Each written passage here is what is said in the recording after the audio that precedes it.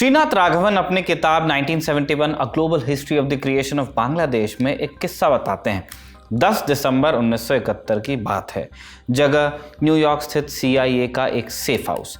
यहाँ अमेरिकी राष्ट्रपति के सुरक्षा सलाहकार हेनरी किसिंजर और संयुक्त राष्ट्र में चीन के प्रतिनिधि हुआंग हुआ के बीच एक सीक्रेट मीटिंग हुई। इसमें किसिंजर ने हुआंग हुआ के सामने एक पेशकश रखी। अगर भारतीय महाद्वीप में जो चल रहा है यानी कि बांग्लादेश युद्ध, उससे चीन को खतरा लगता है और अगर चीन हस्तक्षेप करता है तो अमेरिका सुनिश्चित करेगा कि चीन को कोई खतरा ना हो। इस एक लाइन में इतने अगर लगे थे कि हुआंग ने जवाब देते हुए कहा, मगर हमारी एक पुरानी कहावत है जो कहती है अगर रोशनी पूर्व से न आए तो पश्चिम से आएगी, अगर दक्षिण में अंधेरा हो जाए तो उत्तर में प्रकाश जरूर होगा। चीन के इस जवाब का मतलब था पाकिस्तान की हार पक्की है, हम अपनी एनर्जी खाली वेस्ट नहीं करना चाहते। ये वार्ता जिस रोज हो रही थी उस तारीख पर ध्यान दीजिए। 10 दिसंबर तक भारत पाकिस्तान युद्ध चरम पर था। भारतीय फौजें बांग्लादेश के काफी अंदर तक दाखिल हो चुकी थी। हालांकि युद्ध खत्म नहीं हुआ था। पाकिस्तान की फौज ने 16 तारीख को सरेंडर किया। फिर 10 तारीख को ऐसा क्या हुआ कि चीन से सीधे मिलिट्री हस्तक्षेप के लिए कहा गया। 10 तारीख को दरअसल अमेरिका के हाथ एक सीक्रेट केबल लगा जिसने व्हाइट हाउस में खलबली मचा दी। अमेरिका को पता चला कि इंदिरा गांधी पाकिस्तान अधिकृत कश्मीर को वापस हासिल करने की तैयारी शुरू कर चुकी हैं। अमेरिका को यह खबर कैसे मिली? जवाब है CIA, अमेरिकी खुफिया एजेंसी जिसे इंटेलिजेंस सर्कल्स में लैंगले भी कहा जाता है। लैंगले जहां पे CIA का हेडक्वार्टर है। नमस्ते, मैं हूं निखिल और आप देख रहे हैं तारीख, जिसमें आज कहानी 1971 युद्ध में CIA के रोल की।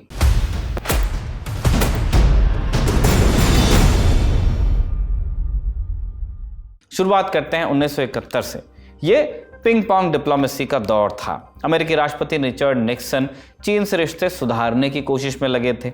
निक्सन के हुक्म पर किसिंजर पाकिस्तान होते हुए चीन गए।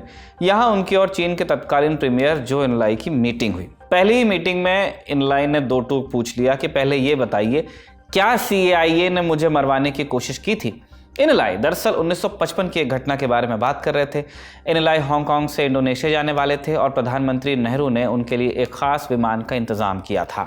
ये लॉकहीड मार्टिन का L749A कॉन्स्टेलेशन एयरक्राफ्ट था जो अमेरिकन मेड था। भारत ने उस दौर में एयर इंडिया के लिए ऐसे कई सारे एयरक्राफ्ट खरीदे थे जिन्हें Malabar princess, Himalayan princess, Bengal princess जैसे नाम मिले थे। जो प्लेन जो इनलाई को ले जाने वाला था उसका नाम था कश्मीर प्रिंसेस। बहरहाल एन मौके पर इनलाई का प्लान चेंज हुआ, इसलिए वो प्लेन में गए नहीं, लेकिन यही प्लेन उसी रोज दक्षिणी चीन सागर में क्रैश कर गया। इनलाई को शक था कि इसके पीछे CIA की प्लानिंग थी, इसलिए 1971 में जब किसिंजर से पहली बार वो मिले तो उन्होंने सीधे इसी बाबत सवाल किया कि क्या आप लोगों ने मुझे मरवाने की कोशिश की थी। इसके जवाब में किसिंजर ने तब कहा था कि आप CIA की काबिलियत को कहीं ज्यादा करके आंक रहे हैं। इंटेलिजेंस की दुनिया में एक रूल ऑफ थंब चलता है, lying is standard operating procedure, यानी खुफिया एजेंसी में काम करने वालों के लिए झूठ बोलना रूटीन का हिस्सा है, ऑपरेटिंग प्रोसीजर है। किसिंजर CIA के बारे में जो कह रहे हैं वो सच था या झूठ, ये जानने के लिए एक और घटनाक्रम की तरफ चलते हैं।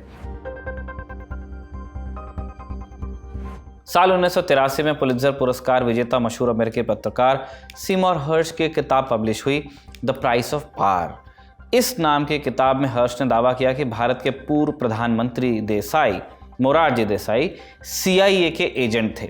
हर्ष की किताब के अनुसार मई 1971 में किसिंजर और निक्सन के बीच एक प्राइवेट बातचीत हुई थी, जिसमें किसिंजर ने निक्सन को बताया कि हमें भारतीय सरकार के एक रिलायबल सोर्स से जानकारी मिली है कि इंदिरा इजराइल की तरह ईस्ट पाकिस्तान में एक लाइटनिंग स्ट्राइक का प्लान कर रही हैं। किताब में आगे हर्ष ने दावा किया कि ये रिलायबल सोर्स और कोई नहीं, मोरारजी देसाई थे और इसके एवज में उन्हें $20,000 यानी लगभग 1.6 लाख रुपए दिए गए थे, 1,60,000।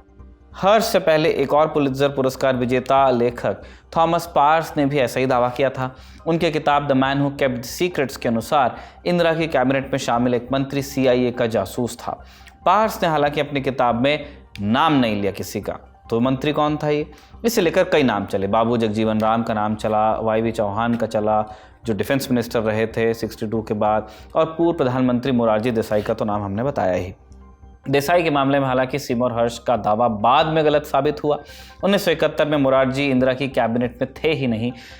इसके अलावा सीमोर हर्ष की किताब में दर्ज की तारीखों में भी हेरफेर मिला। बाकी नामों को लेकर भी कयास ही चले। RTI दाखिल हुई लेकिन कभी कुछ पुख्ता साबित हो नहीं पाया। CIA का जासूस भारतीय एस्टैब्लिशमेंट में मौजूद था, हालांकि ये पक्की बात मानी जाती है। कई किताबों में इसका बार बार जिक्र भी हुआ है। थॉमस पार्स की किताब के अनुसार इंदिरा और सोवियत राजदूत के बीच हुई मीटिंग के मिनट्स 48 घंटों में किसिंजर की टेबल पर पहुंच गए थे। श्रीनाथ राघवन अपनी किताब में लिखते हैं कि इंडियन सोर्स से CIA को एक जानकारी हाथ लगी। 6 दिसंबर के रोज इंदिरा गांधी ने एक कैबिनेट मीटिंग बुलाई थी, जिसमें उन्होंने अपने 3 ऑब्जेक्टिव सामने रखे। पहला, बांग्लादेश की आज़ादी। दूसरा, POK को भारत में वापस लाना। पाकिस्तान को इतना कमजोर भी कर देना कि दोबारा भारत से लड़ने की हिमाकत कर न पाए। शुरुआत में हमने आपको बताया था कि 10 दिसंबर के रोज किसिंजर चीन के रिप्रेजेंटेटिव्स से मिलने गए और उनसे सैन्य हस्तक्षेप की मांग भी उन्होंने कर ही दी थी। किसिंजर के हाथ पांव फूलने की वजह यही रिपोर्ट थी जो CIA ने पहुंचाई थी। राघवन अपनी किताब में बताते हैं, 8 दिसंबर के रोज निक्सन और किसिंजर के बीच व्हाइट हाउस में एक मीटिंग हुई। इस मीटिंग में किसिंजर ने निक्सन से कहा, भारत का प्लान जाहिर हो गया है। पहले वो ईस्ट पाकिस्तान को अलग करेंगे, फिर POK को कब्जे में लेंगे। इतना सुनते ही निक्सन, जो कि इंदिरा से हद दर्जे की नफरत करते थे, उनकी हवाइयां उड़ने लगी। निक्सन को ईस्ट पाकिस्तान का डर नहीं था, उसे वो हाथ से निकला हुआ ही मानते थे। असली डर यह था कि वेस्ट पाकिस्तान भी टुकड़े टुकड़े हो जाएगा। किसिंजर ने निक्सन से कहा, अगर भारत ने हमला किया, बलूचिस्तान और नॉर्थ वेस्ट फ्रंटियर में विद्रोह होगा। ये बात सुनते ही निक्सन ने किसिंजर को चीन के पास भेजा ताकि वो चीन को भारत पर प्रेशर बनाने और मिलिट्री मोबिलाइजेशन के लिए मनाएं। इसी बाबत किसिंजर हुआंग से मिले। उन्होंने कहा कि आप समझ नहीं रहे, ईस्ट पाकिस्तान भूटान बन जाएगा और पाकिस्तान नेपाल। चीन की तरफ से जवाब कोई ठोस नहीं मिला। तब अमेरिका ने अपनी 7th फ्लीट इंडियन ओशन की तरफ रवाना की। माना जाता है कि ये ईस्ट पाकिस्तान में पाकिस्तानी फौज को बचाने के लिए किया गया था। हालांकि राघवन की किताब के मुताबिक इसका एकमात्र उद्देश्य ये था कि इंडियन आर्मी वेस्ट फ्रंट पर ज़्यादा आगे ना बढ़े। 1971 में CIA की कोशिश थी कि युद्ध में पाकिस्तान का पलड़ा कमजोर न हो, लेकिन बांग्लादेश के अलग हो जाने के बावजूद CIA का दखल खत्म नहीं हुआ। नितिन ए गोखले अपनी किताब Aryan cow gentleman spy master में एक घटनाक्रम बताते हैं। जून 1975 की बात है। पान सुपारी एक्सपोर्ट करने वाला एक बिजनेसमैन ढाका में एंटर करता है। यहाँ उसकी मुलाकात बांग्लादेश के राष्ट्रपति शेख मुजीबुर रहमान से हुई। मुजीब को लगा कि बिजनेस पर बात होगी, लेकिन बीच मीटिंग में इस शख्स ने मुजीब को बताया कि उनका जल्द तख्ता पलट होने वाला है। इतना ही नहीं, तख्ता पलट कौन करने वाला है ये भी उस शख्स को पता था। 1 घंटे तक चली मीटिंग में राष्ट्रपति को समझाने की कई कोशिशें की गईं, लेकिन सब फेल रहीं। मुजीब को इस बात पर यकीन ही नहीं हुआ। ठीक 1 हफ्ते बाद मुजीब और उनके परिवार समेत कुल 40 लोगों को कत्ल कर दिया गया और इस काम को अंजाम दिया उसी मिलिट्री ऑफिसर ने जिसका नाम 1 हफ्ते पहले हुई मीटिंग में बताया गया था। पान और सुपारी का व्यापारी बनकर मुजीबुर रहमान से उस रोज मिलने वाले व्यक्ति और कोई नहीं, RNAW के संस्थापक आर्यन काउ थे।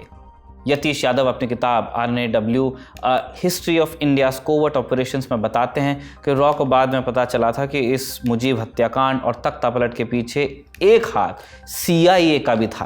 किताब के अनुसार 15 अगस्त को मुजीब की हत्या हुई और 20 अगस्त को हत्या में शामिल एक ऑफिसर हत्यारा सीधे ढाका स्थित अमेरिकन एम्बेसी पहुंच गया। इतना ही नहीं, उसकी सुरक्षा की गारंटी लेने के लिए एम्बेसी ने बांग्लादेशी मिलिट्री एस्टैब्लिशमेंट से बात की और बाद में उसे US भी पहुंचा दिया गया। किताब के अनुसार शेख मुजीब की हत्या के बाद पार में आए ज़ियाउर रहमान के अमेरिका से अच्छे संबंध थे, हालांकि उनकी भी हत्या हुई। इसके बाद हुसैन मोहम्मद इरशाद बांग्लादेश के राष्ट्रपति बने, जो खुद भी हालांकि सैन्य तानाशाह ही थे। यतीश यादव की किताब के मुताबिक इरशाद के शासनकाल में एक आर्मी कमांडर ने RNAW को CIA और ISI के कुछ अफसरों के नाम बताए थे जो इरशाद की रिजीम में खासा रसूख रखते थे। इतना ही नहीं, CIA इरशाद को सीधे फंड भी करती थी ताकि उनकी प्रो वेस्ट पॉलिसी बरकरार रहे। ये बात है 1990 के आसपास की। शमशुर रहमान उन दिनों ISI के चीफ हुआ करते थे। यतीश अपनी किताब में लिखते हैं, CIA की मदद से ISI ने बांग्लादेश में अपने एजेंट्स का पूरा नेटवर्क फैला लिया। RNAW किसी तरह नेक्सस को तोड़ने की कोशिश करती रही। 1991 में चुनाव के बाद प्रधानमंत्री और संसद की शक्तियां जब दोबारा बहाल हुईं, RNAW अपनी कोशिश में सफल हुई। इसी किस्से के साथ तारीख के इस एपिसोड को हम यहाँ कंक्लूड कर रहे हैं, लेकिन बांग्लादेश की कहानी तारीख में जारी है, जिसे आप तक ला रहे हैं हमारे साथी कमल और रिकॉर्ड कर रहे हैं हमारे साथी जतिन। आप देखते रहिए दी लल्लन टॉक।